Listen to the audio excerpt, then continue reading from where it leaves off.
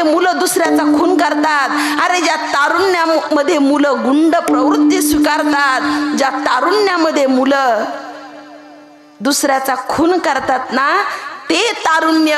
अरे भगत सिंग, सगळ्यांना चरित्र माहिती, पण 2-3 वाक्याचा उल्लेख करेल महाराज. आई सांगते, भगत, पूर्वीच्या काळी लवकर लग्न व्हायची म्हणतात, बरोबर आहे का नाही? लवकर लग्न व्हायची पूर्वीच्या काळी.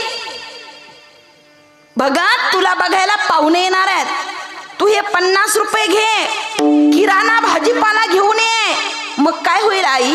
काही नाही, ते पाहुणे तुला पसंत करतील, मग तुझं लग्न होईल, तुला मुलं होतील, माझ्या मांडीवर नातवंड खेळतील. हाच प्रपंच असतो.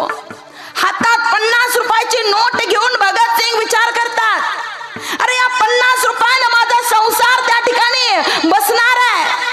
लग्न झालं, मला बाईची सेवा करावी लागेल. माझा जन्म बाईची सेवा करण्याकरता नाही झाला, तर माझा जन्म या भारत माता आईसाठी सेवा करण्यासाठी माझा जन्म झालेला आहे. अहो, हातात त्या 50 रुपयाचा बॉम्ब घेतला महाराज, बॉम्ब फेकला गेला. पाकिस्तानमध्ये लाहोरला भगत सिंगांना त्या ठिकाणी अटक करण्यात आली. महिला मंडळ, कोणत्या आईला वाटतं आपलं पोरगं अटक व्हावं महाराज? आई भेटण्याकरता गेली, डोळ्यातून खळखळ अश्रू वाहू लागले.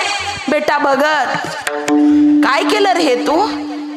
अरे ज्या वयामध्ये नातवंड मांडीवर खेळवायची, त्या वयात इथं काय येऊन बसलाय?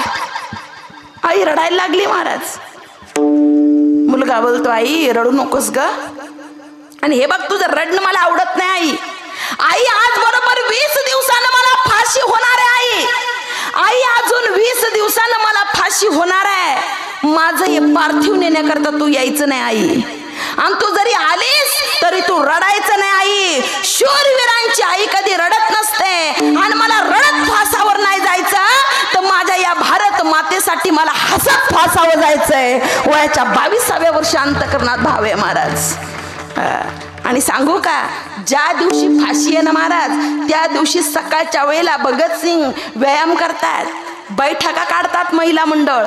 जगणं सांगते मी, कसं जगणं असावं.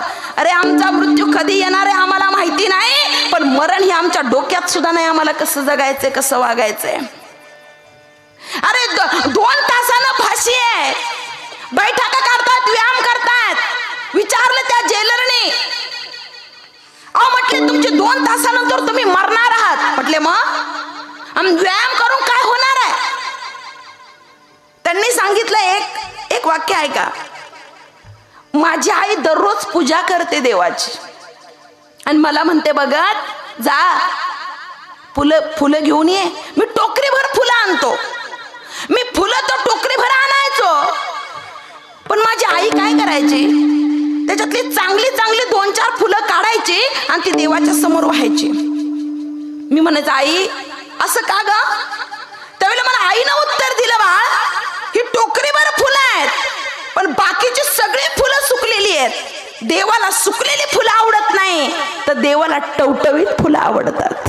मला जर माझ्या देवाजवळ जायचंय, तर मला सुकलेल्या चेहऱ्यानं जायचं नाही, तर मला टवटवीत चेहरा घेऊन माझ्या भगवंताजवळ जायचंय. या देशासाठी हसत हसत फासावर चढणार आहे महाराज. आता नीट भाषण जमत नाही 26 जानेवारीचं, जमतं का? तुमच्याकडे नाही, मला माहिती. बरं इथलं मला काहीच माहिती नाही, इथलं काहीच सांगत नाही मी. जेवढं